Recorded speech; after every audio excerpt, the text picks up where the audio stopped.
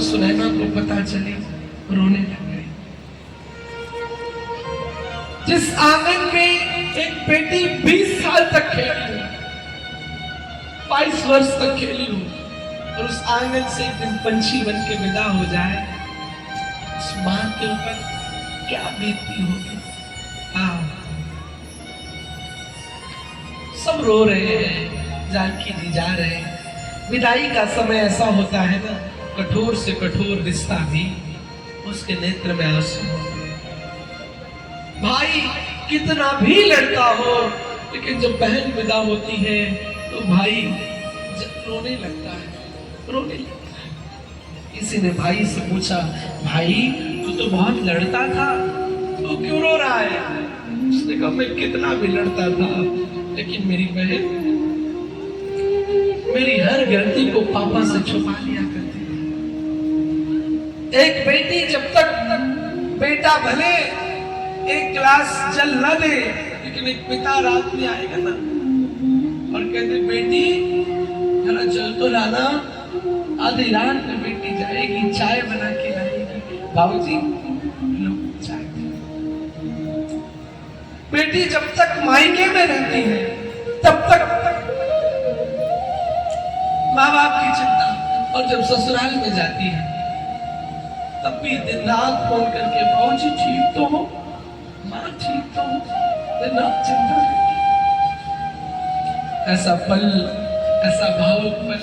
एक पिता जो पूरे दिन भर काम करता है, थकता नहीं है, रात में जगता है, थकता नहीं है, लेकिन जब बेटी की विदाई होती है ना, अकेले कहीं कमरे में खड़ा होकर के रोने लग जाता है, आंख से आंसू, चुपचाप रो लेता है, क्योंकि उसे पता है ना 16 बरस तक जिस क्षण रही बाबुल की अंगनाई, बाबुल के साथ, पिता के साथ, बेटी मित्र के तरह, भाई की तरह कपड़े प्रेस करेगी, तैयार करेगी। कहीं जाओगे ना तो बाबूजी के पास पीछे पीछे, बाबूजी ये कपड़े आपको बहुत अच्छे लगेंगे, बाबूजी ये आपको बहुत बढ़िया लगेगा, बाबूजी ये पहन लो आज, ये आप पे बहुत सुंदर लगेगा। तो एक दिन उस बेटी को, और कितनी सरल होती है वो, एक अनजान जगह, वो जानती नहीं है, एक पिता रिश्ता बांध देता है, मुस्कुराते हुए चली जाती है, चली जाती है। दुनिया में प्यारे बेटियों से प्यारा कोई, वो बचपन से ही प्यारी होती है।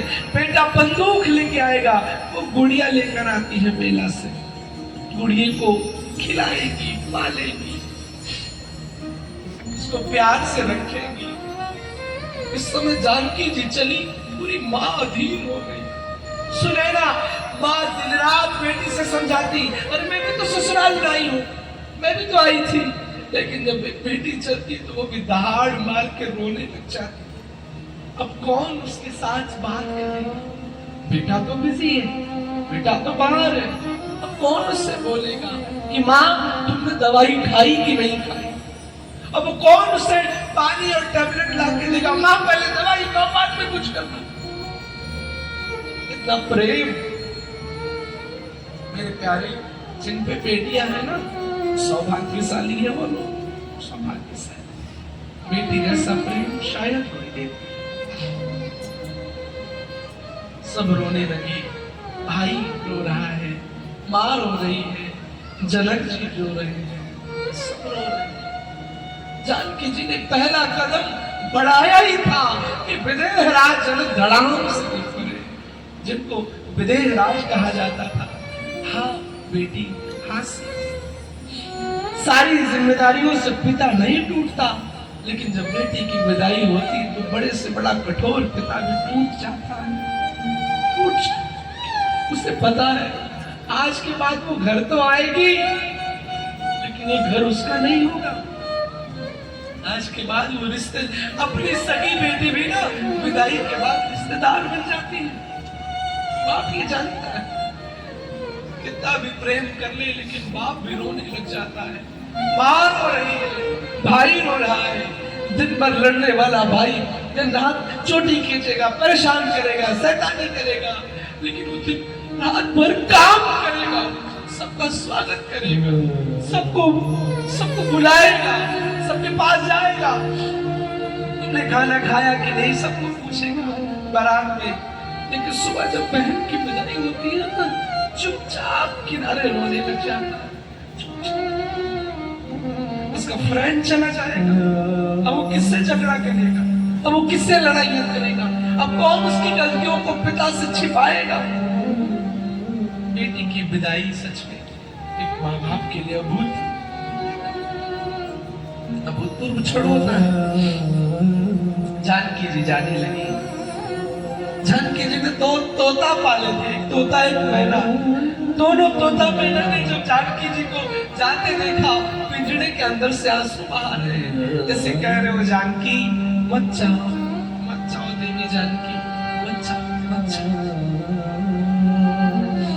रोती हुई सुनैना ने माँ जानकी को बुलाया, बैठाया, बेटिया एक बात सुनो, ससुराल जा रही हो, अरे मेरी बात याद रखना, क्या ससुराल में कैसे रहना ये शिक्षा लेती जाओ। अब तक तुम जोर से चिल्ला देती थी, अब तक तुम बातें कर लेती थी, अब तक तुम डांट भी देती थी। ससुराल में जाना, लेकिन मध्यम गति की आवाज से अपने ससुर को पिता समझना, अपनी सास को माता समझना, अपने देवर को भाई समझना। कोई थोड़ा डांट भी देना तो चुपचाप सह लेना। मानिए दुलारी मेरा कहना, इस भांति रहना जाके ससुराल, सब कुछ पड़ेगा भी सहना, इस भांति रहना जाके ससुराल। कभी कभी सास तेरे कड़वे बोल बोले, कभी कभी सास कभी बोल देगी, लेकिन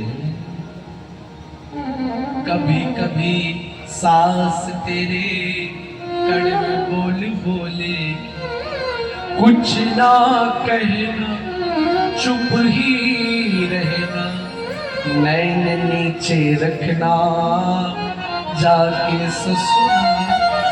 माँ कितना समझाती है। यहाँ पर जितने सास ससुर बैठे हैं ना, छोटी छोटी बात पे जो लोग बेटियों को ताना देते हैं, तुमने कुछ नहीं खोया है।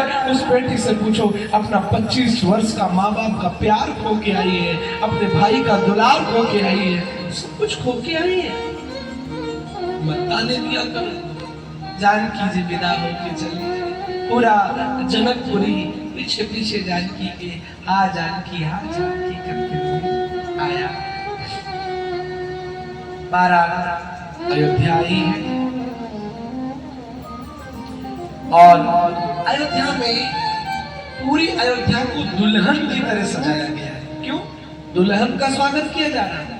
एक बात बताऊं आपसे, जितने यहाँ पर सास और ससुर के रिश्ते में लोग हैं, एक बात बताऊं, ठीक है, बहू कभी कभी थोड़ा सा तेज बोल भी दे, मान लो इनके ऐसे तो ऐसा होना नहीं चाहिए, तो कोई बात नहीं, कभी कभी क्षमा कर दिया। तो आप क्षमा की मूर्ति हो, आप बड़े हो।